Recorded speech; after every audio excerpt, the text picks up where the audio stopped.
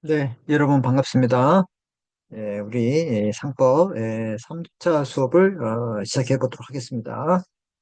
자, 우리 벌써 이제 저번 주에 배웠던 내용들을 여러분들과 잠깐 이제 복습을 하고 오늘 수업에 나가 보도록 하겠습니다. 우리 저번 주 수업은 우리 기업의 주체인 상인, 즉 영업주에 대해서 우리가 공부를 했습니다. 여러분 어떻게 복습을 잘 하고 계시고 있겠죠? 예. 믿겠습니다. 예, 여러분 복습을 잘 하고 있다고 믿고 우리 저번 시간 했던 내용들을 우리 보면서 한번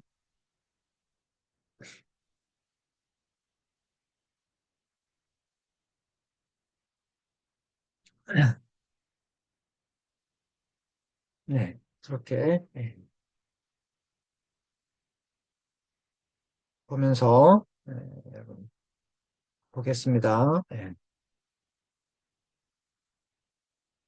자, 강의 구성받고 이제 자, 근데 저번 시간에 우리가 이제 이 사례를 안 했는데요. 이 사례를 잠깐 이제 보시면 음, 보세요. 이제 A가 이제 사례를 이제 설명할게요. 나중에 이제 상사 매매 배울 때 또 해야 되기 때문에 이제 보겠습니다. A가 약 3,000평의 사과나무에 대해서 이제 3,000평의 사과나무 가수원을 경영하면서 이 가운데 1,000평 정도의 사과에 대해서는 수확해서 대도시의 이제 사과 판매상에게 판매했어요. B는 A로부터 이제 사과를 샀겠죠. 7개월이 돼서야 이제 자신이 수령한 사과 가운데 50상자가 썩어 있다는 걸 알았어요. 그래서 이제 A로부터 B가 이제 사과를 샀는데 이제 B가 나중에 보니까 7개월 후에 50상자가 썩었다 이 말입니다. 예. 그랬을 때 B는 즉시 A에게 통지를 하고 이 손해배상을 청구했어요. 야, 이거 사과 썩었다 했어요. 그런데 A는 자신이 상인이기 때문에 우리 상인 이제 상인은 당연 상인이든 의계 상인이든 일단 상인이기 때문에 우리 상인과 상인 간의 관계 B는 누구냐면 상인이에요. 이해됐죠? 그래서 상인과 상인 간의 관계에서는 어떻게 되냐? 상사 매매가 적용됩니다. 그래서 A가 상인이기 때문에 매수인, 물건을 사는 사람은 매수인, 파는 사람은 매도인을 합니다. 그럼 여기에서 A는 뭐가 되는 거야? 파는 사람 매도인, B는 매수인이 되겠죠. 그래서 B에게 상법 69조에 따라서 목적물에 대한 검사, 하자 통지 의무가 있다. 즉, B가 목적물을 받으면 어떻게 되는 거예요? 그렇죠. 예, 목적물 받으면 하자가 있는지 없는지 검사하고 최소한 6개월 내에 이제 통지하게 돼 있어요. 어떻게 즉시 하자를 발견할 수 없는 거. 예를 들어서 이제 사과를 100바스 받았으면 이제 뭐 한두 개 샘플만 잘라보니까 사과에 개심이 안 썩어 있어요. 그럼 괜찮다고 보는 거지. 자르면 그럼 100박스 다 자르면 그거 어떻게 돼? 안 돼? 안 된다 이 말이잖아. 이해됐어요? 그래서 그렇게 하자 통지 의무가 있는데 이를 게을리해가지고 자신의 책임이 없다고 주장합니다. 그래서 이런 주장이 가능한가? 그래서 여기에서는 키포인트가 이제 A가 상인이 되느냐 안 되느냐에 따라서 B는 누구냐? 이게 자가 판매 상인이기 때문에 B는 당연히 상인이고 A가 상인이냐에 따라서 A가 상인이면 B가 상인이다. 이랬을 때 상사 매매가 적용되고 이럴 때 최소한 6개월 내에 알려줘야 되는데 7개월 지냈으면 안 된다. 이렇게 하는 거고 만약에 A가 상인이 아니었을 때는 상사 매매가 적용되지 않기 때문에 민법상 매매가 적용됩니다. 이렇게 민법상 매매가 적용됐을 때는 어떻게 해요? 예, B에게 손해배상을 해야 되겠죠. 그런 내용들이에요. 그래서 이 논점을 보시면 A와 상법의 적용 범위 A는 A가 상인인지 상인이 아닌지 따라서 다른다. A와 B의 상인성을 따져봐야 되고 만약에 B가 이제 상인일 때는 검사 또는 통지 의무를 부담하고 있다 이렇게 보시면 됩니다. 그래서 A와 상법의 적용 범위에 대해서 사례의 매매 행위가 상행인가 그래서 A와 B가 상인인가 이렇게 봐야 됩니다. 따져봐야 돼. 그럼 여기서 우리가 배웠던 거 기억해야 되죠? 당연상인인가? 의제상인인가? 당연상인도 아니고 의제상인도 아닐 때는 상법의 적용을 받지 않는다. 이렇게 보시면 되고 법 3조의 경우 당사자 중에 1인의 행위가 상행인일 때는 전원의 상법에 적용한다 하고 있어요. 그래서 보세요. 상사 매매는 매도인, 매수인이 다 상인이 되는데 우리 상법 3조에서는 둘 중 하나만 상인이면 상법 적용한다 이렇게 돼 있었어요. 그죠? 그래서 충돌이 생기는 겁니다. 뭐 그런 내용들. 그래서 A의 상인 여부는 간단하지 않는다. 그래서 A가 상인이 되는지를 판단해 봐야 되고, B는 명백히 상인에 해당한다 이 말입니다. 만약에 사례의 경우 상법이 아니라 민법이 적용된다. 즉, 이게 무슨 말이냐?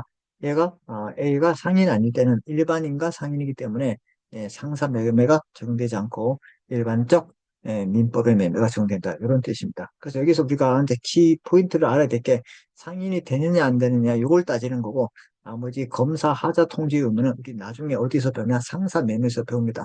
그래서 이제 그걸 우리가 또 두 가지 논점이 같이 있기 때문에 여기서는 상인이 되는지 안 되는지 때문에 제가 저번 시간에 안 하고 이런 사례가 있다고 이제 소개만 한 겁니다. 그 다음에 상사 매매할 때 이걸 다시 와서 복습하도록 하겠습니다. 알았죠? 네, 됐습니다. 자, 그 다음에 이제 우리 상법의 적용 기준에 대해서 상인주의다, 그 다음에 상행위주의다. 이거 말씀드렸죠? 상인의 개념을 먼저 정하고 한다. 이거는 상인의 개념을 정하고 상인의 개념을 정한다. 그러면 상인의 종류는 당연상인가 의제상인이다. 이건 제가 엄청 많이 설명드렸어요. 그죠? 자기 명의, 그다음에 기본적 상인이와 영업성을 가지고 있어야 된다. 그다음에 의제상인은 설비상인과 민사회사가 있다. 조문도 이렇게 보았고요. 소상인까지. 그다음에 이제 이렇게 상인이 되는지 여부에 대해서 우리가 또 여러 가지 예를 들었죠. 이거 공부하시고요. 상인의 취득에 대해서 자연인은 우리 판례가 이제 더 좀 빨리 본다. 개업 준비한 대로 보고 있다. 조합은 그 1인이 자격을 갖췄을 때 되고요. 법인은 설립 등기를 하면 된다. 이런 것들. 그다음 이제 비영리 법인 같은 경우도 어떻게 해요? 이 영리성은 있지만 그 분배를 하지 않아요. 그래서 분배가 있다면 해소를 한다 이 말이죠. 그런 것들. 중간 법인은 안 된다. 공법인은 일정한 경우에 됩니다. 공익에 한해서. 그런데 농지계량조합 이런 것들은 안 되고 영업 능력은 우리 행위 능력과 같다. 그래서 이 미성년자 같은 경우는 등기 사항이고 이 법정 대리인 있을 때 이것도 등기 사항이다. 이런 얘기를 했죠. 그다음에 피성년 후견 있을 때 허락을 받아도 된다. 이것도 등기 사항이다. 조문 받고 그래서 아까 그 내용들 보시면 그 사례 보시면 A와 B가 상인인가, 당연상인인가, 의사상인가 따져봐야 된다. B는 당연상인이 되는데 A의 경우는 상법상 상인이 아니에요. B는 당연상인이에요. 그래서 논점 3에 대한 해설은 상사매매로 갑니다. 이거 알았죠? 이렇게 보시면 돼요. 나중에.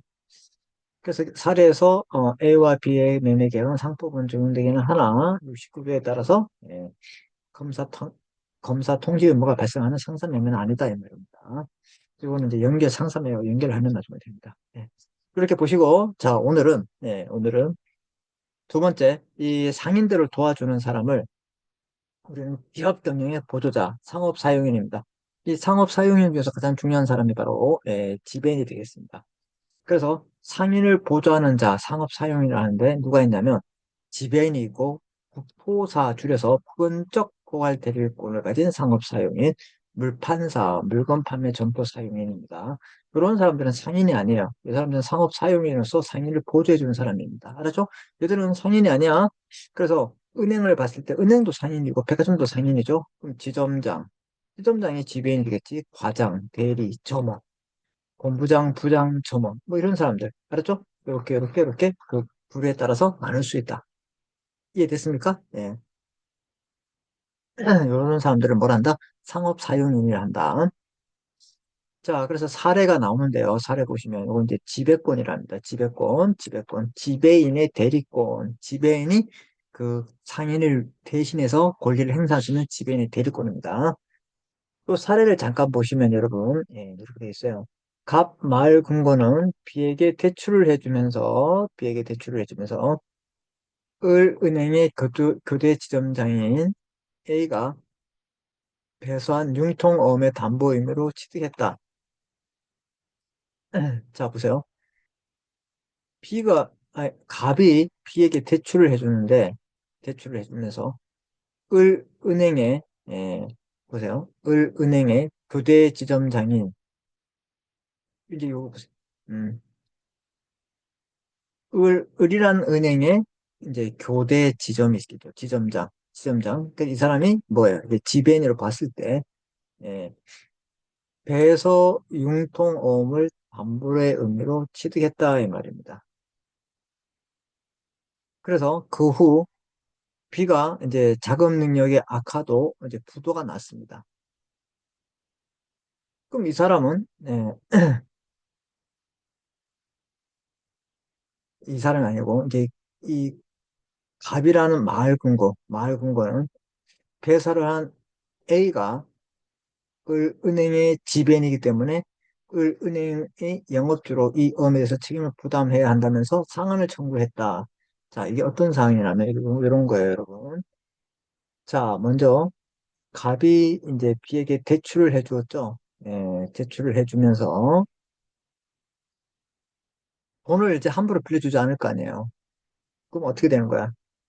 예, 대출을 하면 담보를 맡깁니다. 그래서 이제 얘가 이제 얘에게 돈을 빌리면서 어떻게 돼요? 돈을 갚아야 되겠죠. 예, 돈을 갚아야 되는데 돈을 못 갚았어. 그래서 이제 나중에 갚는다 하면서 얘가 이제 어음을 줬다. 어, 어. 어음은 우리가 신용을 보증하기 위해서 쓰는 겁니다. 알았죠? 예, 어음을 줬어요. 근데 그 어음을 개인이 이제 이제 사인해서 준 것보다는 또 어떤 게 있어요? 그렇죠. 예, 이 은행의 지점장이 이렇게 해서 주는 게 있다 이 말입니다. 그래서 이제 은행의 지점장이 A하고 B가 되게 친해요. A하고 B가. 계속 친한데 얘가 얘에게 돈을 빌려주면서 돈을 갚아야 되는데 지금 갚지 못하니까 내가 이 어음을 주겠다. 이 어음을 가지고 있다가 한 달 뒤에 나한테 오면 돈을 주겠다. 그럼 이 새마을금고에서 받은 어음은 어떻게 해요? 나중에 안 갚으면 그만이잖아. 그럼 이 어음에 대해서 책임질 수 있는 보증인을 세워라. 그렇게 했어요. 그래서 누가 했냐면 친구인 지점장이 있는 이 은행의 이름으로 보증을 세웠다 이 말이에요. 그러면 갚 새마을금고는 그래 네가 돈 안 갚았을 때 이 어음을 가지고 얘에게 돈을 달라 하면 되겠구나. 이렇게 했다 이 말이에요. 어떤 상황인지 아시겠죠? 네. 한편 은행의 지점장 A의 배서 행위는 융통어음의 배서를 금지하고 있는 이 은행의 규정을 위반한 행위다. 자, 그래서 얘가 아무런 이유 없이 이렇게 어음을 배서를 못하게 했는데 얘가 배서를 해줬다 이 말이야. 친구 사이기 때문에. 그래서 이제 회사에서는, 은행에서는 전국 지점장에 들으세요. 우리는, 이렇게, 이 보증 의무에서 이제 배설을 하면 안 됩니다. 여기다 사인해주면 안 돼요. 이렇게 했다. 그럼 얘는 하면 안 되는데 했다 이 말이야. 무슨 말인지 아시겠어요? 자, 이렇게 배설을 금지하고 있었는데 은행의 규정을 위반하는 행위고 갑은 이 어음 취득할 사실 그 사실을 알고 있었으므로 상환을 할 수 없었 상환하지 못하겠다 이렇게 했다 이 말이야. 그래서 보시면 문제는 이게 어떤 사례인지 아시겠죠? 판례인데요. 이거 보시면 이제 이거 잘 이해하시면 돼요. 예.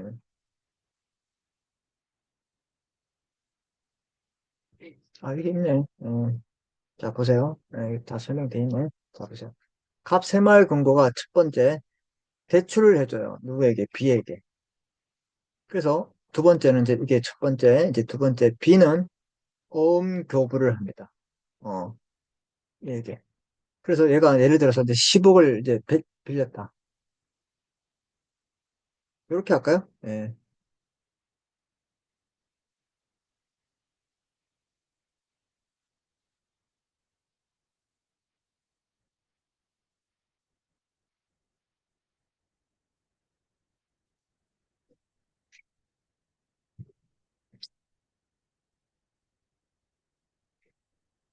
갑이 B에게 10억 원을 대출해줬어요. 이렇게 이제 갑이 이 B에게 10억 원을 대출해 주면서 B는 어음금 교부를 했어요. 왜 어음금을 했냐? 자, 이제 돈을 10억 이제 갚아야 되죠. 이제 당장 못 갚아. 돈이 없기 때문에. 그래서 어떻게 해요? 어음을 줬어요. 이 어음을 가지고 있다. 두 달 뒤에 오면 내가 다시 돈 주겠다. 이렇게 했어요. 그래서 B는 어음을 교부했어요. 어음교부. 누구? 이 갑 말금고에게 어음금을 교부했어요. 두 달 뒤에 오면 내가 돈을 주겠다. 그 어음을 가지고 오면 이렇게 됐어요. 자, 세 번째, 그러면 이 사람이 그 어음을 그냥 함부로 받는 게 아니라 보증을 쓴 그런 단단한, 나중에 문제 없는 걸 받을 거 아니야. 그지? 그래서 B의 친구 A가 있었어요. A가 또 지점장이네. 둘이 맨날 골프 치고 놀러 다니는 거야. 처음에 을은행 교대 지점장 A가 배서해서 실질적으로 담보 부분은 을이 지는 겁니다. A가 을은행의 지점장이 하더라도 실질적인 책임은 을은행 자체가 지는 거예요. 그 을이 부담하게 돼 있어요. 이해됐죠? 근데 만약에 이렇게 돼서 이제 B가 B가 이제 부도가 났어. 그래서 이제 2달 돼서 얘가 어음 가지고 B에게 이렇게 가서 돈 줘 이렇게 했어요. 어음금을 주면서 돈을 달라 했어요. 자, 그런데 갑은 담보를 부담한 을에게 변제 청구했어. 왜? 얘는 이제 돈을 이제 못 내. 이제 부도가 나가지고. 그래서 이제 을에게 가니까 을이 네가 보증했으니까 을은행아 변제 청구를 했어요. 근데 을은행은 이렇게 됩니다. 을은행 정지점장에게 어음 담보로 제공하는데 관여하지 못하도록 내기를 요청했다.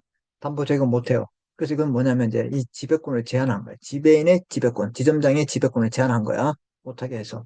그 지배권은 뭐냐면 영업주, 상업주의 가름에서 그 영업에 관해서 재판상 재판의 모든 권한을 행사할 수 있는 건 아니다. 이건 등기한다 이 말입니다. 이해됐죠? 예. 그래서 이런 지배권을 가진 지배인. 자, 그래서 재판상 뭐 소송도 제기할 수 있고 원고 피고도 할 수 있고 재판에 모든 영업에 관한 사항을 할 수 있다. 그래서 이렇게 모든 권한을 행사하는데 여기서 제한을 걸었어. 어떤 제한? 담보 제공을 못하고 사인을 못하도록 했다 이 말이에요. 원래 그렇게 해야 되는데 제한하면 안 돼. 그래서 여섯 번째 순서 기억합니다. 여섯 번째 갑은 내규로 지배권을 제한한 것에서 모르고 있다 이 말이에요. 우리가 어떤 사실을 모르면 선이랬죠. 갑은 갑은행에서 맨날 이거 을은행이 어떤 내용의 내규를 전국에 뿌리는지 맨날 체크해야 돼? 못하잖아. 모르겠어. 선이야. 또 을 누구죠? 은행이죠. 을이 이 갑이 또 그런 사실을 알고 있다고 주장해야 돼. 을은 돈을 안 주려고 하니까 갑 너 알고 있었잖아. 그럼 어떤 사정을 안다 모른다 이거 아시겠죠? 예. 보세요. 이게 시간적으로. 우리 입장에서는 어떻게 되는 거지? 나는 이 내규로 다 이런 얘기를 했기 때문에 난 책임 못 지겠다. 이렇게 얘기했어. 이해됐습니까? 이게 시한적 흐름으로. 그 결론 1. 지배권의 제한은 선의의 제3자에 되지 못합니다. 만약 갑이 지배권 제한을 알지 못했다면 을은 채무를 변제해야 된다. 누구에게? 갑에게. 만약 알고 있었다면 악의 제3자가 되기 때문에 대항할 수 있습니다. 즉 변제하지 않아야 된다. 이게 지배권의 제한은 선의의 제3자에게 대항하지 못한다. 이런 뜻이. 지배권의 제한은 선의의 제3자에게 대항하지 못한다. 대항하지 못한다. 그 권리를 주장하지 못한다. 이런 뜻이. 이해됐습니까? 이제 이건 이제 대외적 관계고, 그 다음에 세 번째, 이 은행의 지배권의 제한 있잖아요. 이제 은행에서 모든 지점장들에게 이제 보통 쓰지 말라고 했어. 내부적, 자기네끼리는 효력이 있지만, 밖에는 효력이 있는지 없는지 모르잖아. 지배권의 제한을 위반한 A에 대해서 그럼 지점장이 위반했잖아요. 하지 말은 했잖아요. 그건 손해배상 청구 및 해임을 할 수 있다. 그건 대내적 관계예요.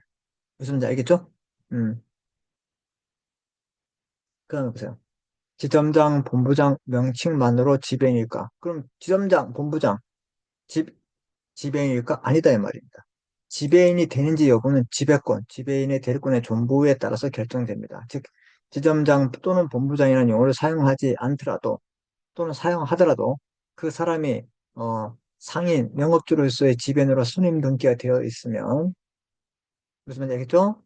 지배인이 선임 등기와 관계없이 지배인으로 선임되었다면 자 보세요. 지배인으로 선임되었다면 자 이제 지배인으로 이제 선임했어요. 상인이. 그럼 지배인은 누가 선임하는 거야? 또 상인이 선임하는 거야. 상인이. 즉 영업주가 지배인으로 선임했어. 그럼 지배인의 선임 등기가 돼 있는, 등기를 해야 되는데 등기를 안 할 수 있잖아. 그럼 등기가 되어 있는지 아닌지 관계없이 이 사람 지배인이다 이 말이야. 나중에는 뭐 어떻게 되는 거야?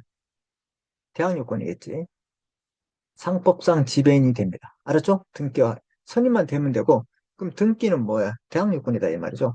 단 지배인의 선임에 등기가 되어 있지 않다면 제3자에 대항하지 못할 겁니다. 그럼 지배인으로 선임되면 지배인이야. 그럼 등기를 하면 좋지. 안 해도 관계없어. 근데 하면 이 사람은 강한 보호를 받는 거야. 알았지? 안 하면 못 받는 거고. 그래서 대항 요건이다. 지배인의 선임 해임에 등기는 효력 요건이 아닌 대항 요건이기 때문에 그렇다 이 말이야. 알았죠? 자, 지배인 선임도 없고 지배인 등기가 없다. 또는 지점장 또는 본부장 명칭만 사용한 거는 상법상 지배인일까? 아니다 이 말이야. 그럼 뭐 지점장님 뭐 이렇게 해도 이 사람 지배인인가? 아니다. 그럼 이 사람이 지배인인지 아닌지는 어떻게 따라야 돼? 이 사람에게 지배권이 있고 지배인으로 선임되어 있어야 한다 이 말입니다. 등기는 안 돼도 간친다 이 말입니다. 알았죠? 근데 등기되었으면 더 강한 보호를 받고 대항력이 생기기 때문에.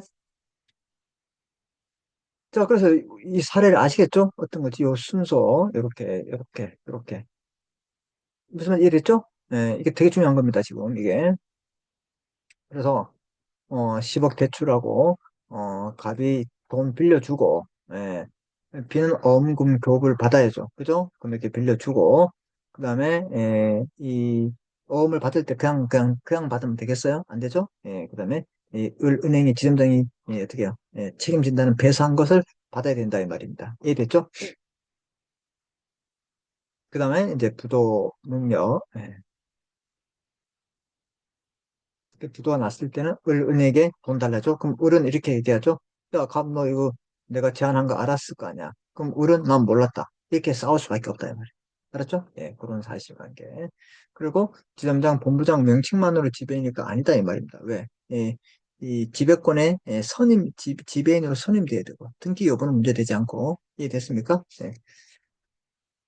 자, 그럼 논점은 이제 지배인의 대리권, 지배권, 영업주의 가름,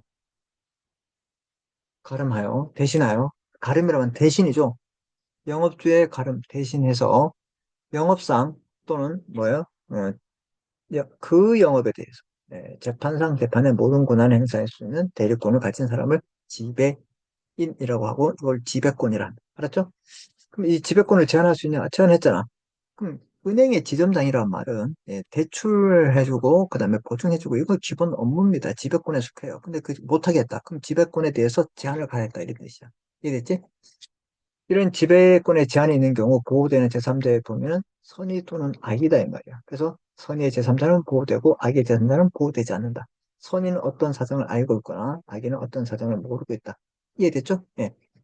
그래서 지금 이 사례 여러분 딱 읽어보시면 어떤 사항인지 이해될 겁니다. 그래서 얘가 이렇게 10억 원을 대출을 해주는데 뭘 믿고 빌려주냐. 그래서 이제 빌려줄 때 돈 달라고 하니까 지금 없으니까 이 은행의 지점장 A가 배서해서 담보 주겠다는 그 어음을 줬어. 그래서 얘가 부도나니까 얘는 돈 받을 수 없으니까 이 은행에게 돈을 청구한 그런 사건이에요. 그럼 을은 우리 얘에게 지배권을 제한했다. 그건 너 알고 있지 않았냐? 난 모르겠다. 나는 선이다. 이렇게 싸운다. 이해됐죠? 이런 관계. 이런 거 하나 잘 알고 있으면, 그 내용들이 벌써 다, 여러분 다 이제, 이해가 됐다. 이렇게 보시면 됩니다. 자, 이렇게 보시고, 이제 여기 봤던 내용들을 하나 보시면, 자, 보세요. 지배인. 그 다음에 부분적 포괄될 것은 상업성이에요. 그래서 제가 아까 부폰사, 그 물건 판매, 물판사, 물건 판매 점포 사용이 이런 사람들이 전부 다 상업 사용이고 기업의 부도자고 기업 내 종속되고 얘들은 무조건 상인이 아니야. 이해됐지? 상인이 아니야. 얘들은. 예. 그런데 우리 나중에 이제 배울 이제 보조 상인이 있어요. 보조상 더 이제 풀네임으로 하면 보조 상인이야. 얘는 상인이지만 보조 상이야. 그럼 상인이야, 상인이 아니야. 상인이다 이 말이죠. 대리상, 중개상, 위탁매매상, 운송, 주선인 이런 사람들이 있다 이 말입니다. 이해됐죠? 이런 사람들 뭐라 한다? 그렇지. 우리는 음성, 자, 보조 상인, 이제는 상인이고, 우리 지배인, 북부사, 물판사 같은 경우는 상업사용인, 상인이 아니다. 이제 이걸 여러분이 기억하시면 됩니다. 이해됐습니까? 네. 그리고 이제 상업사용인의 취지, 기업 활동의 범위가 넓어지고 그 규모가 확대됩니다. 그래서 상인이 단독으로 모든 영업 활동을 담당하는 것은 사실상 불가능하죠. 모든 걸 어떻게 상인이 도와줄 수 있는 사람? 그럼 대통령도 비서실이 있고, 회장님도 비서실이 있고, 자기가 다 해야지. 스케줄 관리부터. 근데 안 되잖아. 그지? 그런 거 말하고 있는 거예요. 상인의 영리 활동에 따른 보조할 수 있는 자의 수요가 생기고, 이렇게 하면서 일자리도 창출되는 거죠. 현행 민법 규정의 대리 규정만으로 이를 충족시키지 못했기 때문에 상법에서 각종의 기업 보조 자제들을 두고 있다. 이 말입니다. 그래서 지배인, 호사, 물판사 이런 사람들이 있다. 기업의 인적 보조자가 있습니다. 이건 뭐 이제 표를 하면 되겠습니다. 자, 그 다음에 개념. 지배인을 포함한 특정 상인에 종속되어 대리권을 가지고 있어요. 은행에 종속되어 있다든가, 특정 상인, 그 다음에, 백화점에 종속되어 있다. 가지고 대외적 활동을 하는 사람을 말하고 있습니다. 이렇게 상업 사용의 요건은 특정 상인에 종속되고 지위 명령, 반드시 고용 관계가 아니더라도 돼요. 자, 그 다음에 중개인, 위탁매 및 불특정 상인을 보조합니다. 이런 사람들은 그리고 그러나 대리상은 특정 상인을 보조합니다. 얘들은 보조를 하는 거지 이렇게 종속되어 있는 거 아니에요. 알았죠? 예, 이렇게 그래서 아까 보조 상인이라 했잖아요. 얘들. 이해됐죠? 영업과 관련이 있어야 돼요. 영업은 영리를 목적으로 그 업을 계속 반복하는 거예요. 대외적 거래. 꼭 가사 사용의 운전기사 이런 사람들은 아니에요. 이런 사람들은 상업 사용이 아니다. 상인으로부터 대리권 권한을 부여받아야 돼요. 이게 바로 지배권입니다. 지배권. 알았죠? 네. 네, 그래서 지금 이제 지배 상업 사용인의 개념을 우리 한번 잡아봤고 여기까지 하고 우리 잠깐 브레이크 했다가 다시 하겠습니다.